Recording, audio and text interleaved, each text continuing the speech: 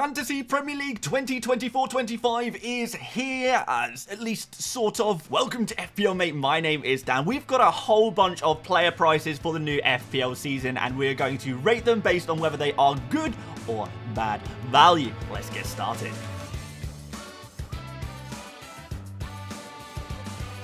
Okay guys, so we're going to do this in a tier list. I've got a whole bunch of very interesting players and we're going to rank them based on how good value for money they are. At the top, we have got our bargains. After that, great value, then about right. And then towards the bottom, we've got overpriced and remortgage as the bottom category. Because if you want these kind of players in the bottom category, you're going to have to remortgage your house in order to fit them into your FPL teams. Guys, we're going to try and rank them based on value for money only. This is not about how good they are as a player, but how good they are in comparison to their price tag within FPL. And we're going to try and ignore fixtures for today as well. We're just talking about value for money. So let's go through some of these players in alphabetical order based on their team, and starting off, of course, with Arsenal, and Kai Havertz is going to go straight into the great value category. I like the look of this. If Arsenal do not sign a new striker, Havertz is going to be the main central striker for the mighty Arsenal. You know, to get a central striker for 8 million for the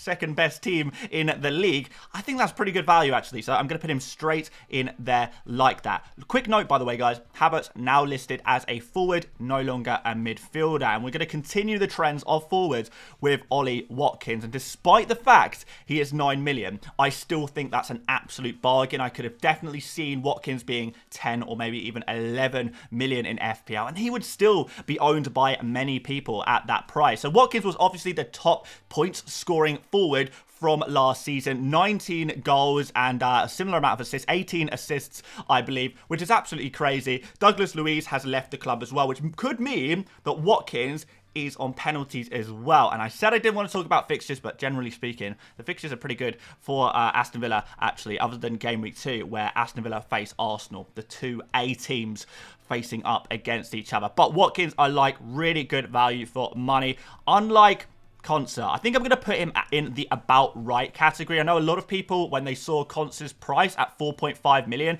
thought that was pretty good. But when we look at Aston Villa, they only kept 9 clean sheets last season. That is kind of 1 clean sheet every 4 games. He doesn't really have too much attacking threat, Concert, and he hasn't really got too many bonus points potential either. So you would just be looking for clean sheets with a player like him. That's pretty much all that he is capable of getting in terms of those FPL points. And if he's only keeping 1 clean sheet every 4 games, that's not so great. If you want to spend a little bit more money, you can go for Maatsen instead.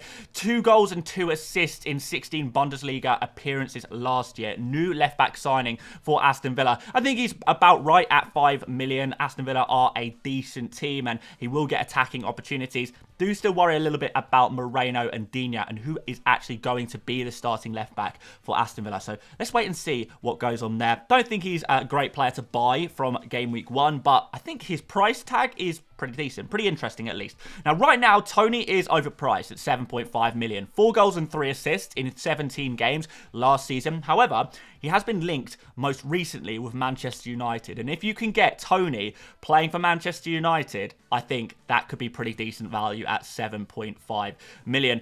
Potential penalty taker as well if he does sign for United. What do you think, United fans? We've seen Bruno Fernandes obviously takes the penalties previously, but when Ronaldo was at the club or when Rashford was kind of having a bit of a confidence issue, Fernandes is an unselfish player who will give other players the penalties if they need to. So do we think Tony could take penalties for United if he signs? United fans, let me know, because that could be an amazing pick at 7.5 million. Let's move on. We've got another fantastic bargain here, and that's João Pedro. João Pedro, I think, is really interesting at 5.5 million. That's a really nice, cheap price tag for him. I think one thing we didn't like about Pedro last season was the rotation risk that we had with him, but that was a lot to do with De Zerbi, the old Brighton manager. He liked to rotate his team. He liked to mix and match his squad. And now we've got a new manager, Herzler. Hopefully we're not going to see the same rotation issues as we did last season. And João Pedro will hopefully be the main central striker on penalties once again for 5.5 million. I think that's an absolute bargain. Really nice value for money. Another player I think is great value for money. Dunk, straight in the great value category. Obviously, Brighton not as strong for clean sheets last season. Only 6 clean sheets across the 38 games. But the new manager is apparently slightly more of a defensive, possession-based manager who could help Brighton get more clean sheets this year, particularly if Brighton can avoid as many injury problems as they had last year as well. So, guys, be aware of that. I think we could see an improvement for Brighton at 4.5 million, nice and cheap. Lewis Dunk also is a player who scores a few goals each season. He has bonus points potential there as well. So he's a little bit more attacking than Konsa, and I think the chances of clean sheets about the same as well. So I think I do prefer Dunk to Konsa at 4.5. Really like the look of this pick. And guys, before we go any further, if you are enjoying today's video, make sure you do drop a like. Do subscribe as well if you're new around here with notifications on, as we are going to take you through this Fantasy Premier League season with plenty of tips, plenty of discussion, and hopefully you guys are going to enjoy it. But back to the tier list, because we've got a big player to put in next, a player who is on everyone's lips right now, and that is Cole Palmer at 10.5 million.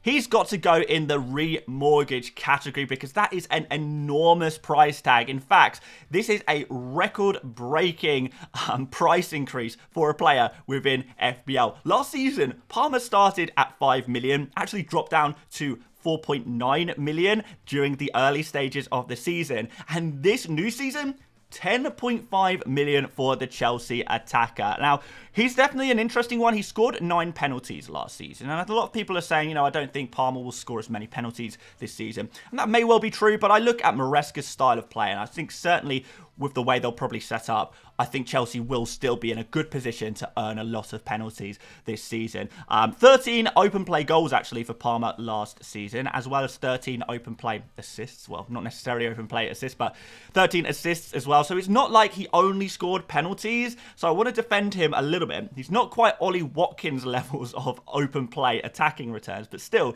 very, very impressive. But Watkins is cheaper, of course. One concern I do have with Palmer, however, is that Maresca, he likes kind of quick, dribbly wingers. And Palmer presumably is going to continue to play on that right wing. I'm not sure stylistically Palmer suits the new Chelsea setup. So I think in many ways Palmer is a wait and see, particularly with the opening fixtures not being great. So yeah, be aware of that one, guys. Palmer, he is obviously a fantastic player, but you have to really want him to spend 10.5 million for him in your team. That is a big price indeed. Next up, Nkunku. Great bargain. Great bargain. My God.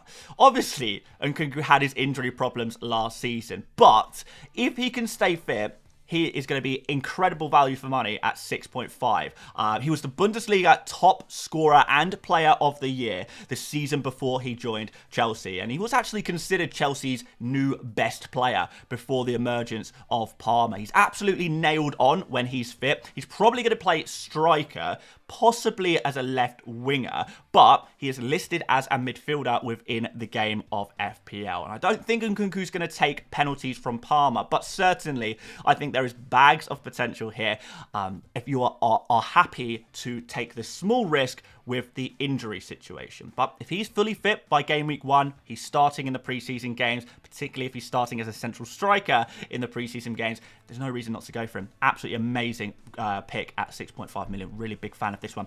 Mateta, I think, is slightly overpriced at 7.5 million. He ended last season well under Glasner. No more Elise, though, may impact him just a little bit. Mark Gahey will also throw in the great value category. Just like Dunk, I think this is good value for a 4.5 million defender. Again, 10 clean sheets last season for Crystal Palace. That's more than Aston Villa, actually. And if we look at the second half form for Crystal Palace, you think that's going to continue, particularly from the defensive point of view. I think that could be an amazing pick. Now, my one concern with Gahey is if we can get a Mitchell or a Munoz for 4.5 million, then I would much rather go for one of them because they're kind of more attacking fullbacks. And Gahey, like Konsa, Doesn't really have too much attacking potential, doesn't have too much bonus points potential either, but a little bit more than Concert, in fairness. Next up, Eze, the final Crystal Palace player I want to put in here. I think he's pretty good value, actually, at 7 million, as long as he can stay fit as well. 11 goals, 5 assists last season in 24 starts. That's pretty decent. Again, he was better in the second half under Glasner, like everyone for Crystal Palace was. But what I like about Eze is now that Elise has gone, I think this actually improves Eze, because he'll be on all set pieces and he'll be on penalties as well, which is going to be really, really useful. I think actually Eze could be amazing if he stays at Palace this summer. Of course, if he leaves for another club, we'll probably have to have this discussion again. Pickford is about right at 5 million. I think that's about right. Yeah, top scoring goalkeeper from last season, beating second place Raya by 18 points, which is quite incredible. But Pickford did play a lot more minutes than some of the other goalkeepers, so maybe that has impacted that a little bit. I think it's about right, as is Davis. Leif Davis, the Ipswich left back. I think he's about right at 4.5. You're probably thinking it's a little expensive for a newly promoted defender, but listen, guys.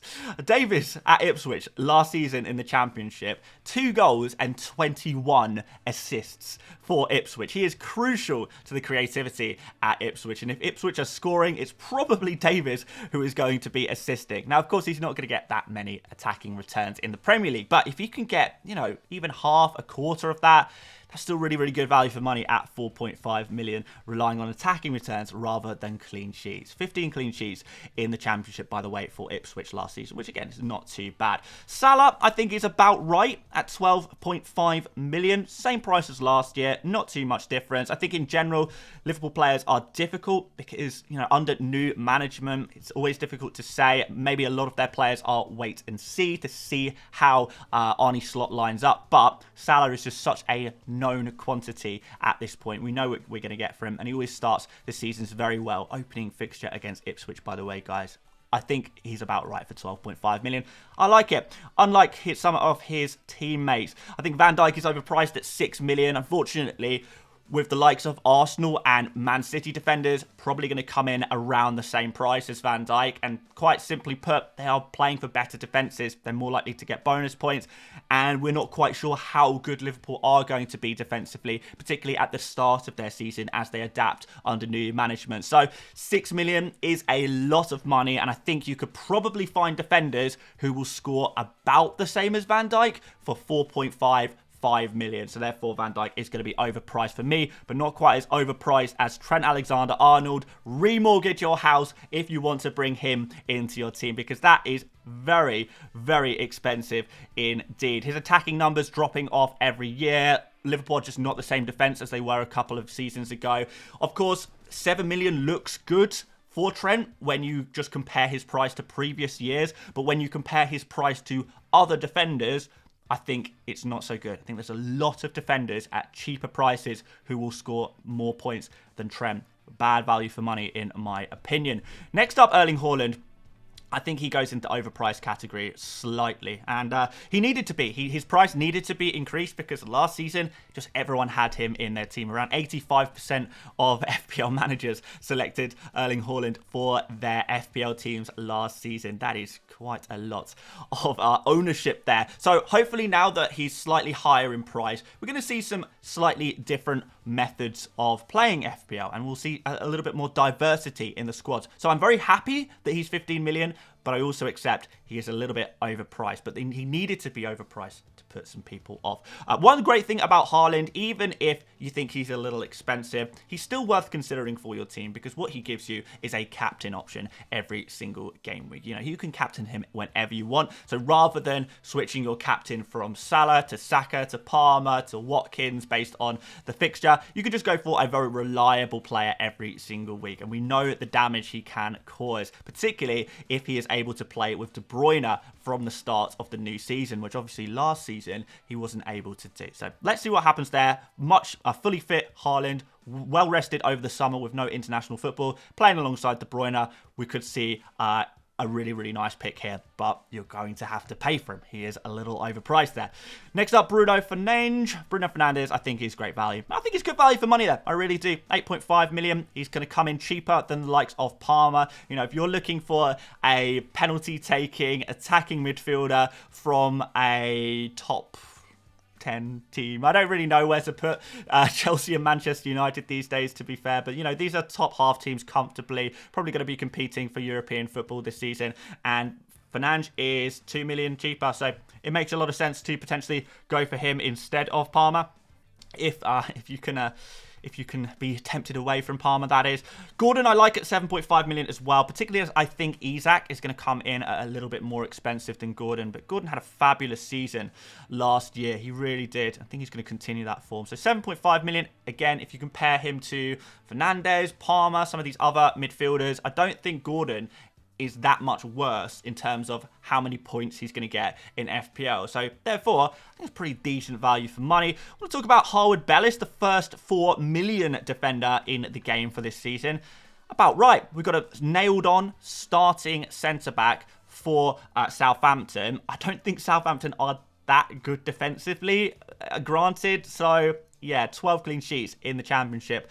Not that good. That's kind of 1 clean sheet every 4 games in the Championship, which, yeah, it could be better, right? But very, very cheap, and maybe a potential rotation option. Your, final player on your bench you occasionally play, but very much a squad player in FPL terms. 4 million though, can't really go wrong. That's the cheapest you can spend on a player anyway. But looking forward to seeing what other defenders come in at 4 million. Could we potentially find some other interesting 4 million defenders? I know Leicester have signed a new centre-back. I think he is 4 million as well. Anyone can remind me of his name in the comments, that would be amazing. But yeah, another potential option there. We'll talk about all of these players shortly in future videos, I'm sure. So yeah, again, make sure you're subscribed. We're going to talk about the cheap players, everything, as soon as all of the prices are out. Richarlison's great value for money as well. If he stays at Spurs, if Spurs don't sign a new striker, of course, we've got to add these caveats here because we are so early. But 7 million for a starting striker for a top team in the Premier League,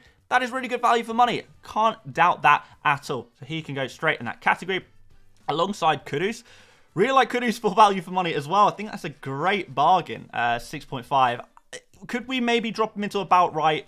Maybe, but honestly, when I look at Bowen at 7.5, for example, Kudus at 6.5, I think I would save your money, save 1 million, go for Kudus, quality player. Next up, we have got another, what I consider to be a bargain. That's going to be Areola. Now, he was 4 million last year. He has increased in price by 0.5 million, but Areola last season did really well. So he missed 7 games through injury, and yet he was still the 6th highest scoring goalkeeper in FPL last year. And in fact, if you look at points per start, he was kind of only behind, out of the starting goalkeepers anyway, he was only really behind Raya, Pickford, Alisson, and Pope when he was available for Newcastle. So that's really good numbers. That's really, really good numbers indeed. If you're kind of looking at a 4.5 million goalkeeper who is kind of scoring around the same points per game as Raya, Pickford, Alisson, and Pope, that's really good value for money. So I like the look of that. And here's my early shout for the 4.5 million goalkeeper